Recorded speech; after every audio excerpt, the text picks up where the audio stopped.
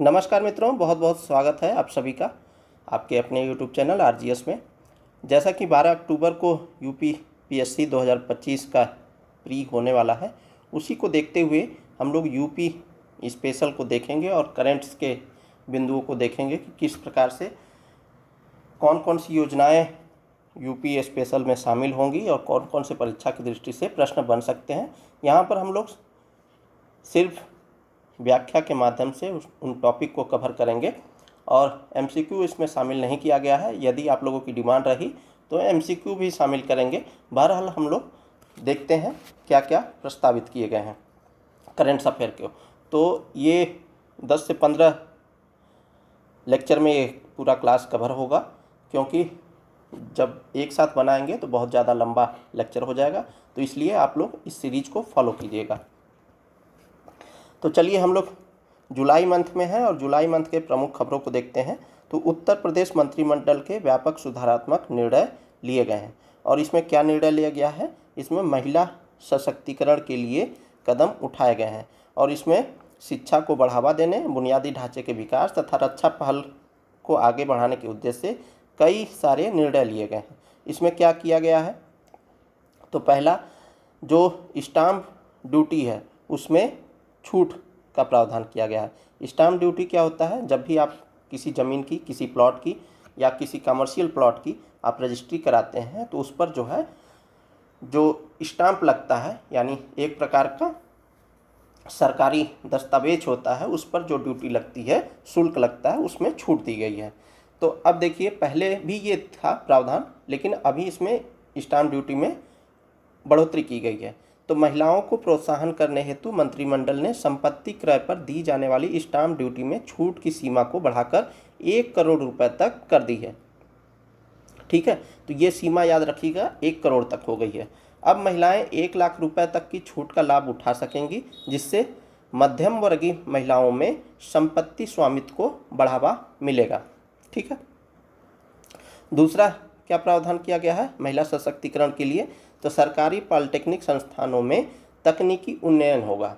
तो राज्य सरकार और टाटा टेक्नोलॉजीज लिमिटेड, तो देखिए ये राज्य सरकार और प्लस टाटा टेक्नोलॉजी लिमिटेड दोनों की साझेदारी से किया जा रहा है। ठीक है, तो प्रश्न में अगर आ जाए कि महिला सशक्तिकरण के लिए राज्य सरकार किसके साथ जो है साझेदारी की है, तो टाटा टेक्नोलॉजी लिमिटेड के से की है।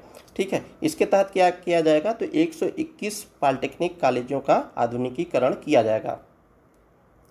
अब देखिए, एग्जाम में डाटा देकर के प्रश्न पूछ लेता है, तो 121 पॉलिटेक्निक कॉलेज है, तो डाटा दे देगा कि जो महिला सशक्तिकरण के लिए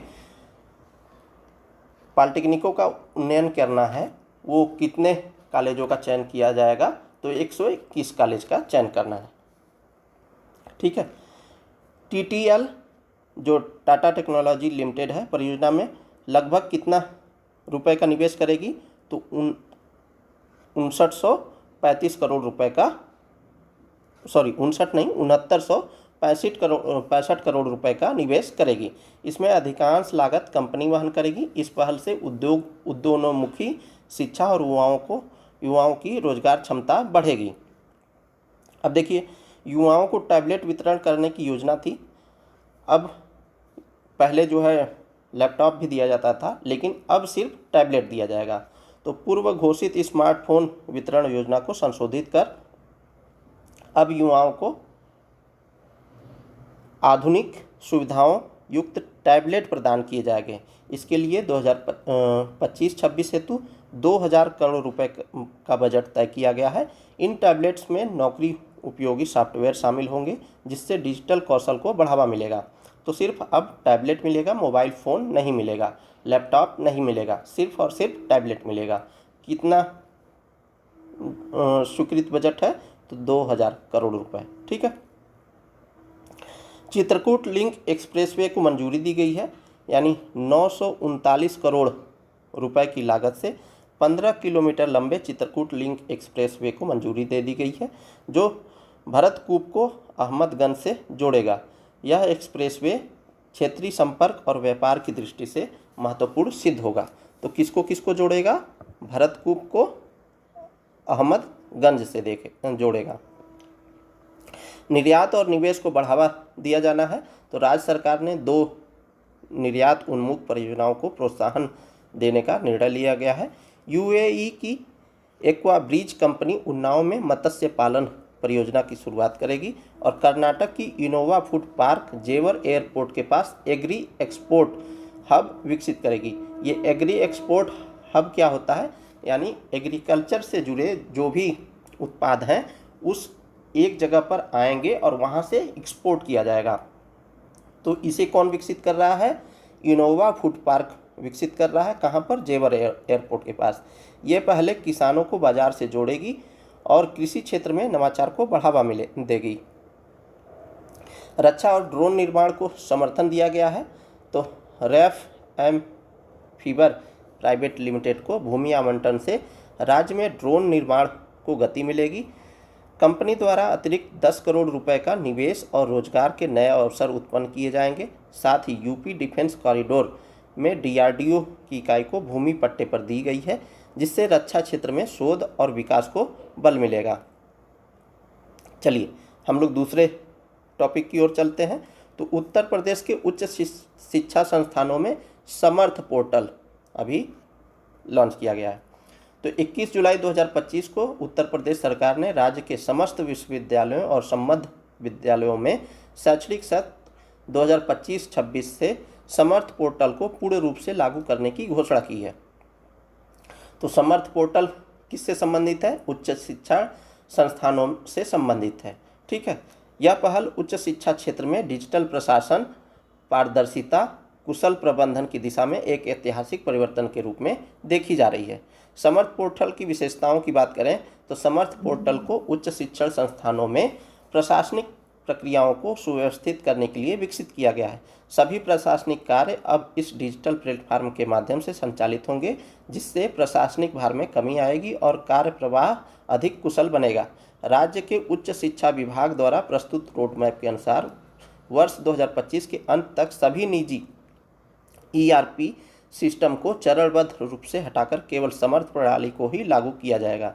यह नई प्रणाली शिक्षकों की पदोन्नति प्रक्रिया को अधिक पारदर्शी और सुगम बनाएगी। करियर उन्नयन योजना के तहत शिक्षक सरलता से पदोन्नति के लिए आवेदन कर सकेंगे और चयन प्रक्रिया सभी के लिए दृश्यमान होगी। वर्तमान स्थिति की बात करें तो उत्तर प्रदेश के सभी सरकारी विश्वविद्यालय और संबद्ध कॉलेज पहले ही समर्थ पोर्टल पर पंजीकृत हो चुके हैं। कई संस्थान अब इस पोर्टल का उपयोग वेतन प्रक्रिया, व्यय प्रबंधन, अवकाश ट्रैकिंग, प्रवेश और परीक्षाओं जैसे कार्यों के लिए कर रहे हैं। ऑनलाइन छात्र पंजीकरण भी प्रगति पर है, जिससे प्रवेश प्रक्रिया सरल हो रही है। केंद्रीकृत प्रवेश प्रणाली अपनाई जा रही है। पारदर्शिता को और बढ़ाने के लिए राज्य सरकार ने जुलाई 2025 से एकीकृत प्रवेश प्रणाली शुरू की है। अब सभी छात्र प्रवेश एक एकल पोर्टल के माध्यम से किए जाएंगे, जिससे एकरूपता और पारदर्शिता सुनिश्चित होगी। इसी एकीकृत प्रणाली का पायलट चरण पहले ही सफलतापूर्वक पूर्ण हो चुका है। तो ये क्या था आपका शिक्षा से संबंधित समर्थ पोर्टल। चलिए अगले टॉपिक की ओर देखें। तो उत्तर प्रदेश महिला आर्थिक सशक्तिकरण सूचकांक, ये बहुत ही इम्पोर्टेंट है। उत्तर प्रदेश महिला आर्थिक सशक्तिकरण सूचकांक की बात हो रही है।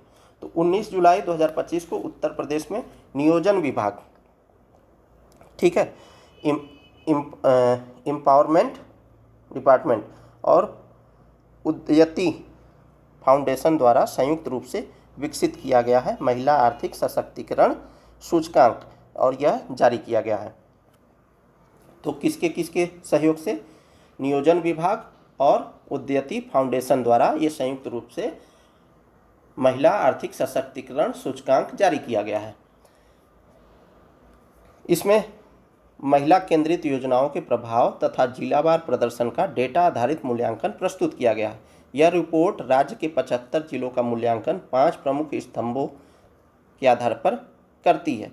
जैसे कौन कौन से स्तंभ हैं?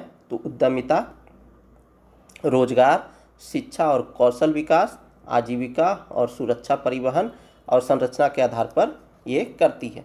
जिलों का वर्गीकरण तो रिपोर्ट में जिलों को उनके प्रदर्शन के आधार पर 4 श्रेणियों में वर्गीकृत किया गया है। कौन कौन से हैं? तो ये चैंपियन श्रेणी में है पहला। तो चैंपियन श्रेणी में लखनऊ, वाराणसी, झांसी, प्रयागराज, गौतम बुद्ध नगर, गोरखपुर, देवरिया, अयोध्या, आगरा, सुल्तानपुर जैसे जिले इस श्रेणी में शामिल हैं। इन क्षेत्रों में महिलाओं की योजनाओं तक पहुंच, स्वरोजगार में सक्रियता और संरचनात्मक समर्थन उल्लेखनीय रूप से मजबूत है। वहीं लीडर श्रेणी की बात करें तो मुरादाबाद, प्रतापगढ़, बाराबंकी, अलीगढ़ और बरेली जैसे जिलों में स्थानीय प्रशासनिक नवाचारों के चलते महिला भागीदारी में निरंतर सुधार हो रहा है। वहीं प्रतियोगी श्रेणी की बात करें तो मुजफ्फरनगर, गाजीपुर, जालौन जैसे जिलों को इस श्रेणी में रखा गया है, जहां कौशल विकास और रोजगार अवसरों में अब भी चुनौतियां बनी हुई हैं। वहीं आकांक्षी जिलों की बात करें जिसे विशेष संरक्षण की आवश्यकता है, ठीक है, समर्थन की आवश्यकता है, उसमें महोबा, चंदौली, श्रावस्ती, सीतापुर, अमरोहा जैसे जिलों में फील्ड स्तर पर जागरूकता, शिक्षा और सुरक्षा के मोर्चे पर विशेष ध्यान देने की आवश्यकता बताई गई है। इस रिपोर्ट की प्रमुख निष्कर्ष की बात कर लेते हैं। तो शिक्षा एवं कौशल की बात करें तो मिशन शक्ति, उज्ज्वला योजना, स्वच्छ भारत अभियान जैसे कार्यक्रमों ने महिलाओं की सामाजिक जागरूकता और आत्मनिर्भरता को बढ़ावा दिया है। रोजगार और नेतृत्व में प्रवृत्तियां क्या रही हैं? तो महिलाएं पारंपरिक भूमिकाओं से आगे निकलकर तकनीकी यानी टेक्नोलॉजी के क्षेत्र में जा रही हैं, पुलिस और शिक्षण जैसे क्षेत्रों में अपना स्थान बना रही हैं। परिवहन एवं सुरक्षा की बात करें तो सार्वजनिक परिवहन क्षेत्र में महिलाओं की ड्राइवर, कंडक्टर के रूप में नियुक्ति से उनकी गतिशीलता और आत्मनिर्भरता को मजबूती मिली है। चलिए नेक्स्ट पॉइंट देख लेते हैं। नेक्स्ट टॉपिक, अमृत सरोवर के निर्माण में उत्तर प्रदेश का प्रथम स्थान। तो अमृत सरोवर की बात हो रही है, उसमें उत्तर प्रदेश का प्रथम स्थान बना हुआ है। तो 18 जुलाई 2025 को मिली जानकारी के अनुसार उत्तर प्रदेश देश में सबसे अधिक अमृत सरोवर वाला राज्य बनकर उभरा है, जिसने वर्ष 2022 में कार्यक्रम के शुभारंभ के बाद से 16,630 सरोवरों का निर्माण किया है। तो अमृत सरोवर कब लाया गया था? वर्ष 2022 में लाया गया था। तब से लेकर के 2025 तक, अभी तक जो है 18 जुलाई तक 16,630 सरोवर का निर्माण कर चुका है उत्तर प्रदेश, और इसीलिए यह प्रथम स्थान पर है। इसमें क्या क्या शामिल है? तो निर्माण करना, पुनरुद्धार किया जाना, ये सब शामिल है, जो 5550 के मूल लक्ष्य से 3 गुना अधिक है। यानी ये प्रत्येक राज्य को 5550 निर्धारित किया गया था, जो उससे 3 गुना है। मिशन अमृत सरोवर के बारे में बात करें तो 24 अप्रैल 2022 को भारत की स्वतंत्रता के 75वें वर्ष के लिए आज़ादी का अमृत महोत्सव समारोह के हिस्से के रूप में लॉन्च किया गया था। तो कब किया गया था? 24 अप्रैल को, ठीक है। इस मिशन का उद्देश्य ग्रामीण क्षेत्रों में जल संकट को दूर करने के लिए भारत के प्रत्येक जिले में कम से कम 75 अमृत सरोवरों का निर्माण या पुनरुद्धार करना है। तो हर एक जिले में 75 अमृत सरोवरों का निर्माण करना है। क्यों? क्योंकि भारत जब 2022 में जिस स्वतंत्रता दिवस को मना रहा था उस समय 75वां वर्ष था, इसीलिए 75 अमृत सरोवर का निर्माण करना था या पुनरुद्धार करना था प्रत्येक जिले स्तर पर, ठीक है। इन जल निकायों के लिए लक्ष्य स्थानीय स्तर पर जल स्थिरता सुनिश्चित करने की दिशा में एक महत्वपूर्ण कदम है। अब इससे होगा क्या कि जो जल तनाव की स्थिति होती है वो जो है नहीं होगी। जल तनाव क्या है कि जो निर्धारित मात्रा में हमें जल मिलना चाहिए प्रत्येक व्यक्ति के हिसाब से, वो जब उसकी कमी हो जाती है तो जल तनाव की स्थिति बनती है। इसमें ग्रामीण विकास विभाग, भूमि संसाधन विभाग, पेयजल एवं स्वच्छता विभाग, जल संसाधन विभाग, पंचायती राज मंत्रालय, वन, पर्यावरण एवं जलवायु परिवर्तन मंत्रालय, रेल मंत्रालय, सड़क परिवहन एवं राजमार्ग मंत्रालय सहित 8 केंद्रीय मंत्रालय विभाग इस मिशन के क्रियान्वयन में सक्रिय रूप से योगदान दे रहे हैं। तो कुल मिलाजुला के 8 जो है विभाग या मंत्रालय जो है इसमें लगे हुए हैं। भास्कराचार्य राष्ट्रीय अंतरिक्ष अनुप्रयोग एवं भू सूचना विज्ञान संस्थान को इस मिशन के लिए तकनीकी साझेदार के रूप में नियुक्त किया गया है। तकनीकी साझेदार कौन है? विसाग एन यानी भास्कराचार्य राष्ट्रीय अंतरिक्ष अनुप्रयोग एवं भू सूचना विज्ञान संस्थान। तो विसाग एन एक स्वायत्त वैज्ञानिक सोसाइटी है जो सोसाइटी पंजीकरण अधिनियम 1860 के तहत पंजीकृत है। यह इलेक्ट्रॉनिक और सूचना प्रौद्योगिकी मंत्रालय के अंतर्गत आती है। अमृत सरोवर के निर्माण और पुनरुद्धार की पहचान करने तथा उसे क्रियान्वित करने में भू स्थानिक डेटा तथा प्रौद्योगिकी महत्वपूर्ण भूमिका निभाते हैं। इस रैंकिंग में जिलेवार स्थिति क्या रही या राज्यवार स्थिति क्या रही, तो उत्तर प्रदेश प्रथम स्थान पर रहा है, फिर उसके बाद मध्य प्रदेश रहा है, फिर छत्तीसगढ़ रहा है, फिर बिहार रहा है और हरियाणा रहा है। तो ये आप जो है राज्यवार स्थिति याद रखिएगा, उत्तर प्रदेश, मध्य प्रदेश, छत्तीसगढ़, बिहार और हरियाणा। चलिए अगले टॉपिक को देखें। तो उत्तर प्रदेश का ग्राम ऊर्जा मॉडल, ठीक है। तो उत्तर प्रदेश सरकार ने मुख्यमंत्री ग्राम ऊर्जा मॉडल के तहत कई गांवों में बायोगैस संयंत्र स्थापित करने की योजना का अनावरण किया है। ग्राम ऊर्जा मॉडल का लक्ष्य क्या है और इसका उद्देश्य क्या है? तो इस मॉडल का उद्देश्य अयोध्या, वाराणसी, गोरखपुर एवं गोंडा जिलों में पायलट परियोजना के अंतर्गत 2250 बायोगैस संयंत्र स्थापित करना है। तो बायोगैस संयंत्र स्थापित करना है कहाँ पर? अयोध्या, वाराणसी, गोरखपुर और गोंडा जिलों में, ठीक है। इन चारों जिलों में पायलट परियोजना के तहत ये शुरू किया जाएगा, मतलब ये इनिशियल स्टेज पर।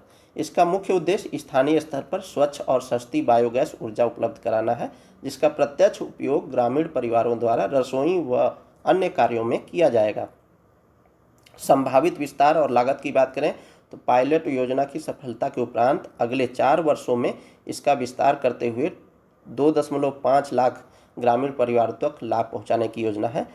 प्रत्येक संयंत्र की अनुमानित लागत 39,300 रुपये रखी गई है, जिसमें किसान को केवल 3990 का अंशदान करना होगा। शेष राशि जो है सरकारी सब्सिडी व कार्बन क्रेडिट मॉडल द्वारा वहन की जाएगी। यह साझा लागत मॉडल परियोजना को किसानों के लिए किफ़ायती और व्यवहारिक बनाता है। योजना को पर्यावरण, वन एवं जलवायु परिवर्तन विभाग से औपचारिक मंजूरी मिल चुकी है, जिससे इसकी पर्यावरणीय उपादेयता प्रमाणित होती है।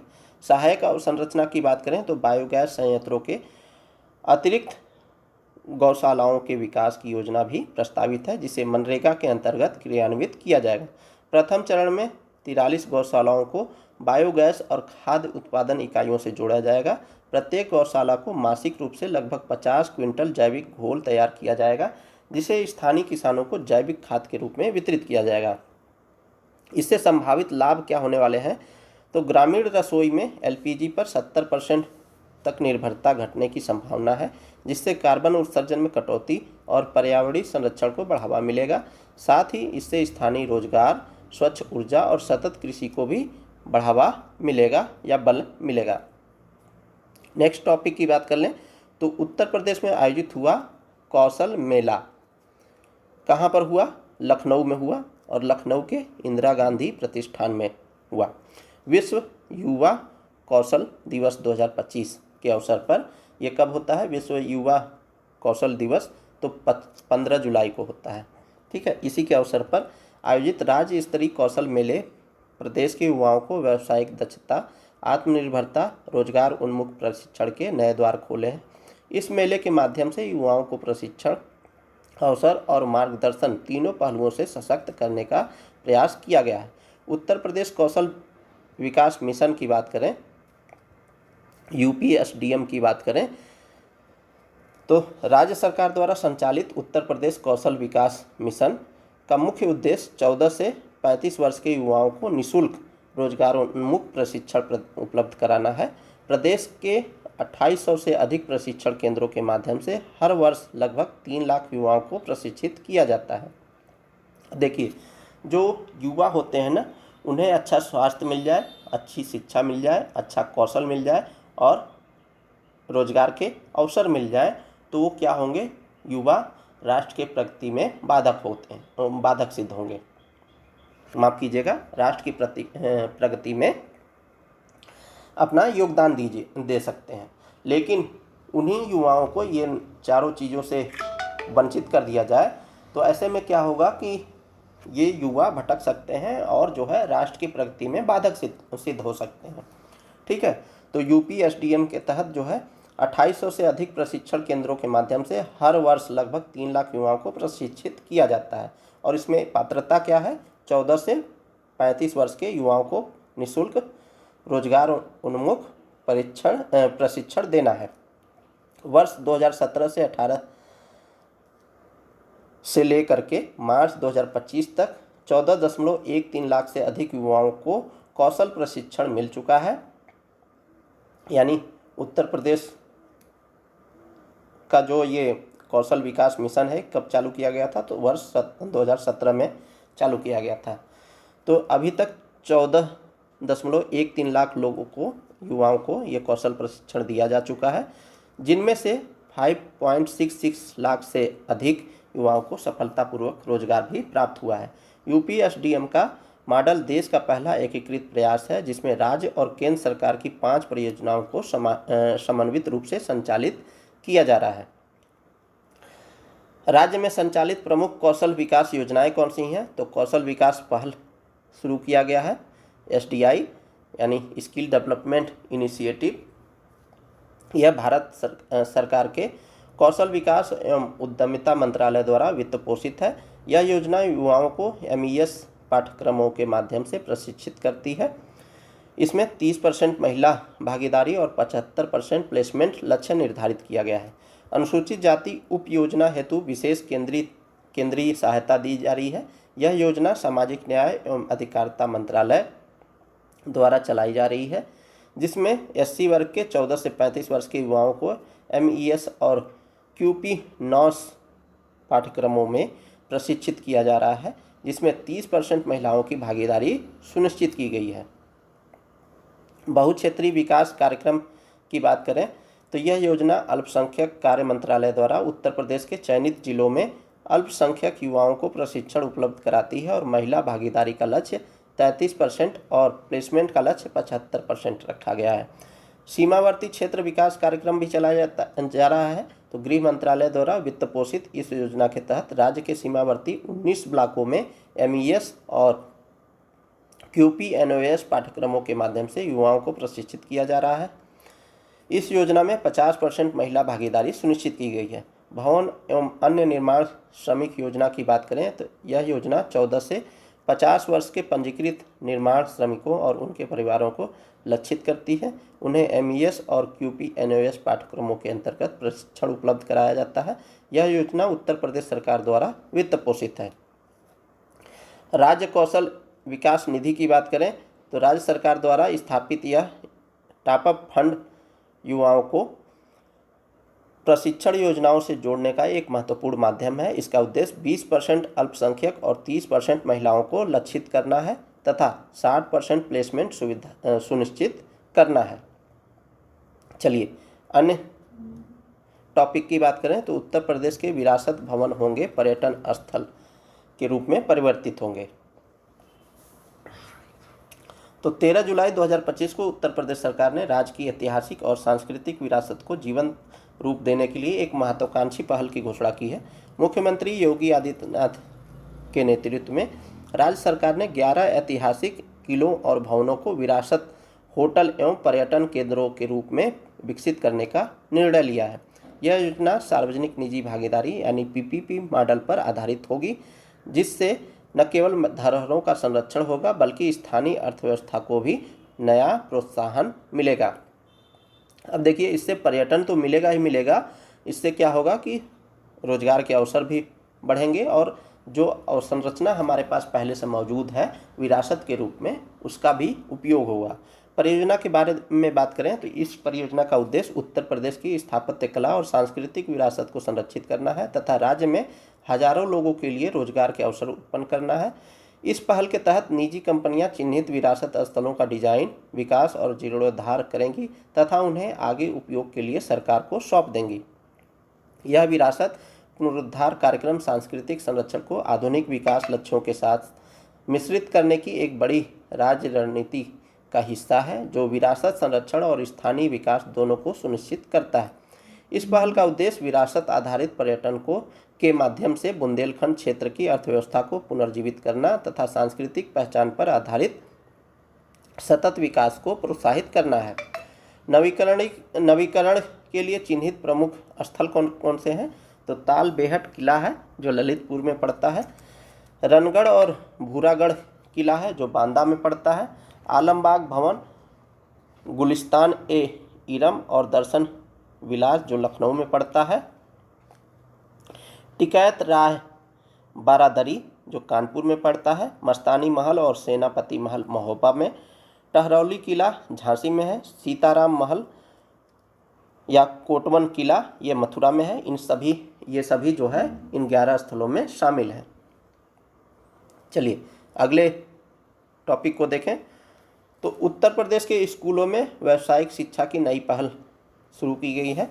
11 जुलाई 2025 को उत्तर प्रदेश सरकार ने स्कूली शिक्षा में नवाचार को बढ़ावा देने हेतु लर्निंग बाय डूइंग कार्यक्रम की शुरुआत की गई है। तो किसकी शुरुआत की गई है? लर्निंग बाय डूइंग को। इसका उद्देश्य विद्यार्थियों को पुस्तकीय ज्ञान से आगे ले जाकर वास्तविक जीवन से जुड़ी व्यवहारिक और कौशल आधारित शिक्षा प्रदान करना है। यह पहल राष्ट्रीय शिक्षा नीति NEP 2020 के उद्देश्यों के अनुरूप तैयार की गई है। कार्यक्रम की प्रमुख विशेषताओं की बात करें तो लर्निंग बाय डूइंग कार्यक्रम के अंतर्गत कक्षा 6 से 8 तक के विद्यार्थियों को लकड़ी का कार्य, धातु कार्य, ऊर्जा और पर्यावरण, कृषि एवं बागवानी, स्वास्थ्य एवं पोषण जैसे क्षेत्रों में अनुभवजन्य प्रशिक्षण दिया जाएगा। पायलट चरण में यह परियोजना 15 जिलों के 60 सरकारी स्कूलों में लागू की गई है, जिसमें 5937 विद्यार्थियों ने भाग लिया।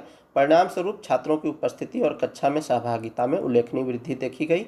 सरकार अब इसे वित्त वर्ष 2025-26 में 3288 अतिरिक्त स्कूलों में विस्तार देने की योजना बना रही है। यह विस्तार समग्र शिक्षा अभियान और PM श्री योजना के तहत किया जाएगा। शिक्षकों का प्रशिक्षण और तकनीकी सहयोग भी दिया जाएगा। तो विज्ञान और गणित शिक्षकों को बहुकौशल आधारित 4 दिवसीय प्रशिक्षण प्रदान किया गया है, जिससे वे LBD की अवधारणा को प्रभावी ढंग से कक्षा में लागू कर सकें। राज्य ने यूनिसेफ और विज्ञान आश्रम के सहयोग से 60 व्यवहारिक गतिविधियों वाला एक प्रशिक्षण मैनुअल तैयार किया है, जिसे राज्य शैक्षिक अनुसंधान और प्रशिक्षण परिषद यानी SCERT द्वारा स्वीकृति प्राप्त है। प्रयोगशालाओं की स्थापना की बात करें तो 2024-25 के शैक्षणिक सत्र में प्रदेश के 2274 उच्च प्राथमिक और समग्र विद्यालयों में आधुनिक LBD प्रयोगशालाएं स्थापित की जाएंगी। इन प्रयोगशालाओं को आधुनिक उपकरणों और सामग्री से सुसज्जित किया जाएगा। साथ ही स्कूल प्रबंधन समितियों को संचालन हेतु आवश्यक कच्चा माल उपलब्ध कराया जाएगा। चलिए अगले खबर की ओर बढ़ें। तो उत्तर प्रदेश में किया गया एग्रीटेक इनोवेशन हब का शुभारंभ 8 जुलाई 2025 को केंद्रीय शिक्षा मंत्री ने उत्तर प्रदेश के मेरठ स्थित, तो कहाँ पर? मेरठ में स्थित है सरदार वल्लभ भाई पटेल कृषि प्रौद्योगिकी विश्वविद्यालय में Uttar Pradesh agritech innovation hub और एग्रीटेक स्टार्टअप एवं टेक्नोलॉजी प्रदर्शनी का उद्घाटन किया। मुख्य बिंदुओं की बात करें तो प्रौद्योगिकी और प्राकृतिक खेती का एकीकरण किया गया, रासायनिक रहित प्राकृतिक खेती के महत्व को रेखांकित किया गया तथा खेत और बाजार के बीच की दूरी को पाटने के लिए प्रौद्योगिकी को माध्यम बनाने का आह्वान किया गया। इस पहल का उद्देश्य इंटरनेट ऑफ थिंग्स यानी IoT, सक्षम सेंसर, स्मार्ट सिंचाई, स्वचालित प्रौद्योगिकियों जैसी प्रौद्योगिकी के माध्यम से सतत कृषि एवं सुनियोजित खेती को बढ़ाना है, जो विशेष रूप से उत्तर भारत में कृषि अर्थव्यवस्था में महत्वपूर्ण योगदान दे सकती हैं। कौशल विकास और ग्रामीण युवाओं के सशक्तिकरण पर जोर दिया जा रहा है। तो कार्यक्रम में इस बात पर भी जोर दिया गया है कि एग्रीकेट इनोवेशन हब एक सहयोगात्मक पारिस्थितिक तंत्र है, जहां किसान, प्रौद्योगिकीविद और स्टार्टअप मिलकर के भविष्य के लिए समाधान तैयार कर सकते हैं। इस केंद्र का उद्देश्य ग्रामीण युवाओं और किसानों को कृषि प्रौद्योगिकी क्रांति अपनाने के लिए सशक्त बनाना है। तकनीकी सहयोग की बात करें तो कृषि प्रौद्योगिकी अनुसंधान और नवाचार में सहयोग के लिए IIT रोपड़ और SVPUAT के बीच एक समझौता ज्ञापन पर हस्ताक्षर किए गए हैं। यह केंद्र किसानों के लिए डेटा आधारित निर्णय लेने की सुविधा के लिए उन्नत डेटा विश्लेषण प्लेटफार्मों और वास्तविक समय निगरानी प्रणालियों से सुसज्जित है। प्रशिक्षण और क्षमता निर्माण पहल की बात करें तो यह पहल किसानों और ग्रामीण युवाओं के लिए कार्यशालाओं एवं सत्रों के माध्यम से प्रशिक्षण तथा क्षमता निर्माण पर भी ध्यान केंद्रित करेगी। कृषि विज्ञान केंद्र और किसान उत्पादक संगठन कृषक समुदाय को प्रशिक्षित करने, प्रभावी प्रौद्योगिकी अपनाने तथा ज्ञान हस्तांतरण सुनिश्चित करने में महत्वपूर्ण भूमिका निभाएंगे। अगले टॉपिक की ओर बढ़ें तो उत्तर प्रदेश में भारत का पहला अश्व रोग मुक्त कंपार्टमेंट, तो उत्तर प्रदेश में है क्या है, भारत का पहला अश्व रोग मुक्त कंपार्टमेंट है। तो कहाँ पर, उत्तर प्रदेश के मेरठ में स्थित रीमाउंट वेटरनरी कार्प्स सेंटर और कॉलेज में स्थापित भारत के पहले अश्व रोग मुक्त कंपार्टमेंट को विश्व पशु स्वास्थ्य संगठन WOAH से आधिकारिक मान्यता प्राप्त हो गई है। यह मान्यता भारत को अंतर्राष्ट्रीय पशु चिकित्सा मानकों की दिशा में अग्रणी बनाने की दिशा में एक महत्वपूर्ण मील का पत्थर है। ये मोस्ट इम्पॉर्टेंट है कि पहला अश्वरोग मुक्त कंपार्टमेंट यानी इक्वाइन डिजीज फ्री कंपार्टमेंट, ये कहाँ पर स्थापित किया गया है, तो मेरठ में, ठीक है। और ये भारत का पहला है। मान्यता किसने दी है, तो WOAH ने दी है, ठीक है, यानी विश्व पशु स्वास्थ्य संगठन ने दिया है। अश्वरोग मुक्त कंपार्टमेंट के बारे में बात करें तो अश्वरोग मुक्त कंपार्टमेंट एक अत्यंत जैव सुरक्षित क्षेत्र है, ठीक है, जिसे विशेष रूप से घोड़ों को गंभीर संक्रामक रोगों से बचाने के लिए विकसित किया गया है। इस क्षेत्र में तैयार घोड़े खेल, प्रजनन और व्यापार के लिए पूरी तरह सुरक्षित माने जाते हैं। यह सुविधा भारत सरकार के मत्स्य पालन, पशुपालन और डेयरी मंत्रालय के अंतर्गत विकसित की गई है। यह पहल WOAH की स्थलीय पशु स्वास्थ्य संहिता के दिशा निर्देशों के अनुरूप है, जो पशु स्वास्थ्य सुरक्षा और जैव सुरक्षा की वैश्विक सर्वोत्तम प्रथाओं पर आधारित है। इसके प्रमुख विशेषताओं की बात करें तो EDFC का संचालन रोग निरोध, कीट नियंत्रण, स्वास्थ्य निगरानी, अपशिष्ट प्रबंधन और स्वच्छता जैसे क्षेत्रों में निर्धारित मानक प्रचालन प्रक्रियाओं का पालन करते हुए किया जाता है। यह भारत की उस रणनीति का हिस्सा है जिसके अंतर्गत वह पोल्ट्री उत्पादों के लिए भी NPAI यानी हाईली पैथोजेनिक एवियन इन्फ्लुएंजा मुक्त कंपार्टमेंट विकसित कर रहा है। प्रमाणित रोग मुक्त स्थिति की बात करें तो EDFC को मुख्य अश्व रोगों जैसे कि अश्व संक्रामक एनीमिया, अश्व इन्फ्लुएंजा, अश्व पिरोप्लास्मोसिस, ग्लैंडर्स और सुर्रा से मुक्त घोषित किया गया है। भारतवर्ष 2014 से अफ्रीकी हॉर्स सिकनेस से मुक्त है, ठीक है, तो ये भी इम्पॉर्टेंट है। 2014 से अफ्रीकी हॉर्स सिकनेस से मुक्त है भारत। इसका महत्व क्या होगा, तो अंतर्राष्ट्रीय भागीदारी बढ़ेगी। भारतीय खेल घोड़े अब अंतर्राष्ट्रीय घुड़सवारी प्रतियोगिता में भाग ले सकेंगे, जिससे वैश्विक स्तर पर भारत की उपस्थिति एवं भागीदारी बढ़ेगी। अश्व व्यापार और प्रजनन को बढ़ावा मिलेगा। EDFC अश्व व्यापार एवं प्रजनन क्षेत्र में भारत की स्थिति को सशक्त बनाएगा, जिससे भारतीय घोड़ों के लिए वैश्विक बाजार खुलेंगे। पशु स्वास्थ्य एवं उत्कृष्टता होगी, यानी विश्व स्तर पर स्वीकृत प्रथाओं के साथ पशु स्वास्थ्य प्रणालियों को मजबूत करने की भारत की प्रतिबद्धता इसे पशु चिकित्सा उत्कृष्टता में अग्रणी बनाती है।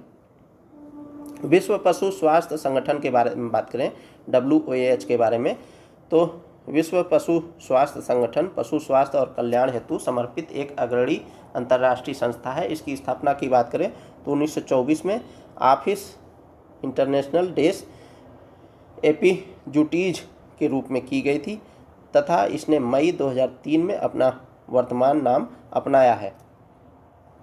यह एक अंतर सरकारी संगठन के रूप में कार्य करता है, यानी विभिन्न देशों की गवर्नमेंट जो है मिलकर के काम करती हैं, जहां सदस्य राष्ट्र पशु स्वास्थ्य के क्षेत्र में साझा वैश्विक लक्ष्यों की प्राप्ति हेतु सहयोग करते हैं। संगठन का मुख्य उद्देश्य क्या है? तो वैश्विक पशु स्वास्थ्य में सुधार लाना है। इसका मुख्यालय पेरिस, फ्रांस में स्थित है। वर्ष 2025 तक WAH के 183 सदस्य देश हैं, जिसमें भारत भी शामिल है। यह संगठन सदस्य देशों को पशु रोगों के प्रवेश एवं प्रसार को रोकने में सहयोग देने के लिए स्थलीय पशु स्वास्थ्य संहिता जैसे वैज्ञानिक दिशा निर्देश तैयार करता है। विश्व व्यापार संगठन यानी WTO ने WOAH द्वारा निर्धारित मानकों को अंतर्राष्ट्रीय स्वच्छता दिशा निर्देश के रूप में स्वीकार किया है। चलिए अगले टॉपिक को देख लेते हैं। तो उत्तर प्रदेश के गाजियाबाद में ग्रीन डेटा सेंटर का उद्घाटन किया गया। तो कब किया गया? 26 जून 2025 को उत्तर प्रदेश के गाजियाबाद में देश के अग्रणी ग्रीन डेटा सेंटर का उद्घाटन किया गया, जो डिजिटल इंडिया के तहत सतत और उच्च क्षमता वाली IT अवसंरचना के विकास की दिशा में एक महत्वपूर्ण कदम है। मुख्य बिंदु की बात करें तो परियोजना का स्वरूप क्या होगा? तो यह अत्याधुनिक डेटा सेंटर परियोजना विज्ञान एवं प्रौद्योगिकी मंत्रालय के अंतर्गत सार्वजनिक क्षेत्र के उपक्रम सेंट्रल इलेक्ट्रॉनिक्स लिमिटेड और निजी प्रौद्योगिकी कंपनी की एक संयुक्त पहल है। इस परियोजना में 1000 करोड़ रुपए से अनुमानित निवेश के साथ 30 मेगावाट क्षमता विकसित की जा रही है। संरचना और विशेषताओं की बात करें तो यह डेटा सेंटर ऊर्जा कुशल तकनीकों और नवीकरणीय ऊर्जा पर आधारित होगा। पर्यावरण अनुकूल डिजाइन के तहत इसमें स्मार्ट कूलिंग सिस्टम, परावर्तक छत और वर्षा जल संचयन प्रणाली शामिल की गई है। उच्च कनेक्टिविटी और क्लाउड एकीकरण डेटा सेंटर को 40 गीगाबाइट पर सेकेंड रिंग फाइबर नेटवर्क तथा दोहरी 10 गीगाबाइट पर सेकेंड कनेक्टिविटी से लैस किया गया है, जिससे क्लाउड एकीकरण एवं आपदा पुनर्प्राप्ति को बल मिलेगा। तो क्लाउड क्या होता है? एक प्रकार का वर्चुअल स्टोरेज होता है। इसका व्यापक प्रभाव पड़ेगा। इस डेटा सेंटर से न केवल उत्तर प्रदेश की डिजिटल क्षमता को बढ़ावा मिलेगा, बल्कि यह हरित ऊर्जा, तकनीकी आत्मनिर्भर और सतत विकास लक्ष्यों की दिशा में भी योगदान देगा। चलिए अगले टॉपिक की ओर बढ़ें। तो उत्तर प्रदेश के सलखन जीवाश्म पार्क को यूनेस्को की संभावना सूची में स्थान मिला है। ठीक है, तो सलखन कहाँ पड़ता है? जब आप उत्तर प्रदेश से रॉबर्ट्सगंज की ओर बनारस से आप रॉबर्ट्सगंज की तरफ जाएंगे। रॉबर्ट्सगंज से 18 किलोमीटर की दूरी पर है सलखन स्थान। ठीक है, तो उत्तर प्रदेश के सोनभद्र जिले में स्थित सलखन जीवाश्म पार्क को यूनेस्को की विश्व धरोहर स्थलों की संभावित सूची में शामिल किया गया है। ये मोस्ट इम्पॉर्टेंट टॉपिक है। ठीक है, इसको ध्यान रखिएगा। यह मान्यता न केवल भारत की भूवैज्ञानिक और जैविक विरासत की पुष्टि करती है, बल्कि अंतर्राष्ट्रीय स्तर पर इसके महत्व को भी रेखांकित करती है। सलखन जीवाश्म पार्क के बारे में बात करें तो उत्तर प्रदेश के सोनभद्र जिले के सलखन गांव में स्थित यह पार्क कैमूर वन्यजीव अभ्यारण्य से सटे सुंदर कैमूर रेंज के भीतर 25 हेक्टेयर क्षेत्र में फैला हुआ है। यद्यपि इस स्थल में भूवैज्ञानिक रुचि 1930 के दशक से ही रही है, फिर भी इसे आधिकारिक रूप से वर्ष 2002 में जीवाश्म पार्क घोषित किया गया था। सलखन जीवाश्म पार्क में स्ट्रोमैटोलाइट्स को संरक्षित किया गया है, जो प्राचीन साइनोबैक्टीरिया यानी नील हरित शैवाल द्वारा निर्मित दुर्लभ स्तरीय औषधि संरचनाएं हैं। लगभग 3.5 अरब वर्ष पूर्व उत्पन्न हुए साइनोबैक्टीरिया संभवतः ऑक्सीजनी प्रकाश संश्लेषण करने वाले प्रथम जीव थे, जिसके कारण महान ऑक्सीकरण घटना हुई लगभग 2.4 अरब पूर्व वर्ष हुई थी, जिसने पृथ्वी के वायुमंडल को ऑक्सीजन से समृद्ध किया, जिससे जटिल जीवन संभव हो सका। ये प्रकाश संश्लेषण करने वाले सूक्ष्मजीव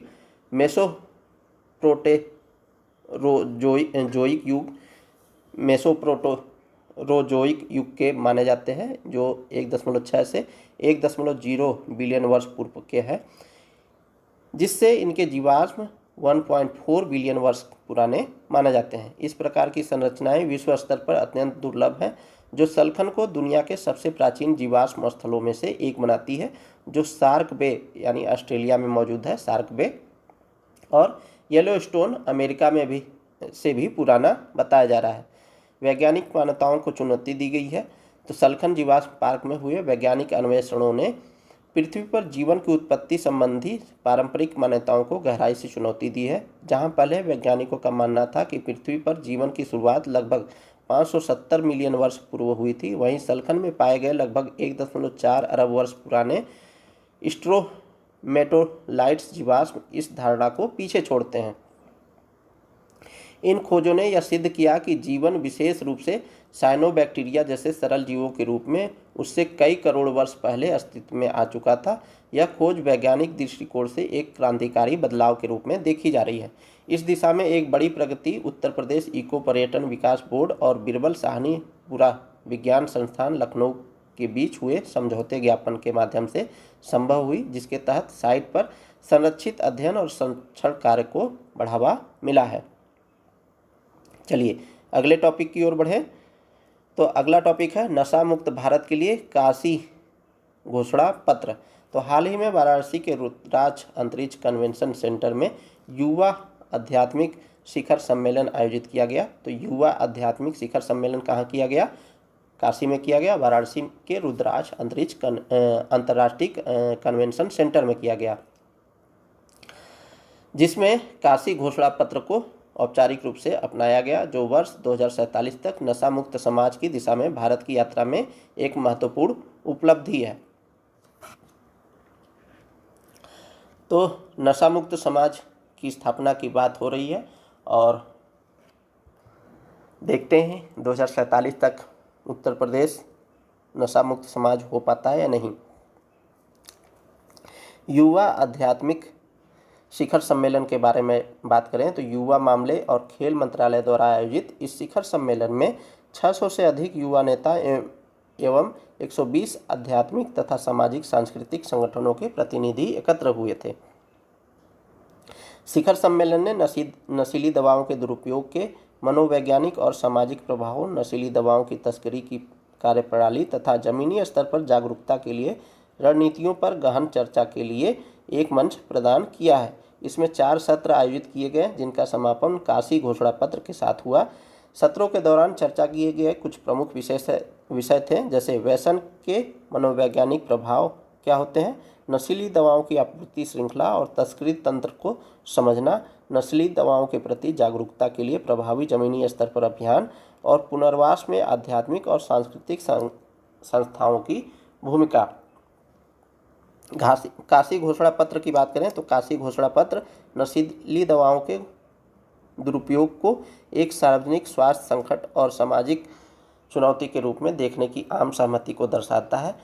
इसमें संपूर्ण सरकार और संपूर्ण समाज के दृष्टिकोण की मांग की गई है, जिसमें आध्यात्मिक, शैक्षिक और तकनीकी क्षेत्रों के प्रयासों को एकीकृत किया गया है। घोषणा पत्र में बहु मंत्रालयी समन्वय, जवाबदेही सुनिश्चित करने और प्रगति पर नज़र रखने के लिए एक संयुक्त राष्ट्रीय समिति की स्थापना का प्रस्ताव है।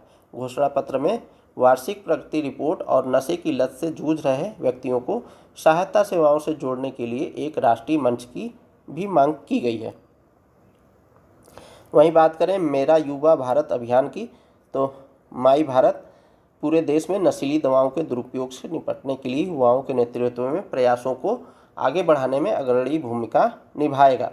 तो माई भारत यानी मेरा भारत, ठीक है, पूरे भारत में नशीली दवाओं के दुरुपयोग से निपटने के लिए युवाओं के नेतृत्व में प्रयासों को आगे बढ़ाने में अग्रणी भूमिका निभाएगा।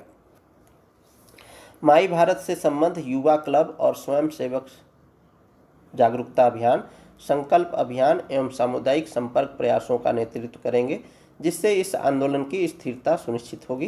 काशी घोषणा पत्र मार्गदर्शन दस्तावेजों के रूप में काम करेगा, जो युवा समूहों और नीति निर्माताओं के प्रयासों को निर्देशित करेगा एवं प्रगति एवं जवाबदेही के लिए विकसित भारत युवा नेता संवाद 2026 के दौरान इसकी समीक्षा की जाएगी। उत्तर प्रदेश सरकार और यूएनडीपी यानी यूनाइटेड नेशन डेवलपमेंट प्रोग्राम के मध्य समझौता हुआ है। तो ये किसके लिए हुआ है? हाल ही में उत्तर प्रदेश के राहत आयुक्त कार्यालय ने राज्य में आपदा प्रबंधन को अधिक प्रभावी और